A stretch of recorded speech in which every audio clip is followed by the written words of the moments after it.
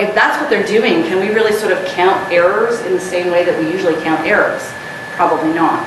So then we have to figure out, well, what are we going to do instead? We're not going to measure time. We're not going to measure errors. What do we measure? So I have sort of a two-pronged approach to this. The first way that we're trying to do this is to create what's called a standardized survey metric, the Creativity Support Index, as a tool that people can use to do self-report after they've engaged in a creative task using a creativity support tool. If you're familiar with the NASA Task Load Index, or TLX as it's known and commonly used in HCI, we have basically riffed off that. We've taken that structure and created a survey that has all of the good aspects of that and hopefully improved on some of the aspects that don't quite work. The second approach is to look at biometrics.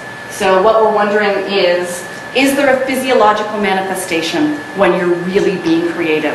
Can we measure it, can we capture it, and can we use it predictively? That's a big, open-ended, very risky question that I am proceeding to ask. So first, the Creativity Support Index. We followed a human-centered approach in designing this tool and then sort of moved to a psychometrics approach to validate it and make sure that it's a valid, reliable psychometric. So we started with looking at creativity theory, figuring out what everyone was saying, and we came up with just what we call the Beta Creativity Support Index, a bunch of questions, 6 factors that we felt were relevant to how well something supports a creative task.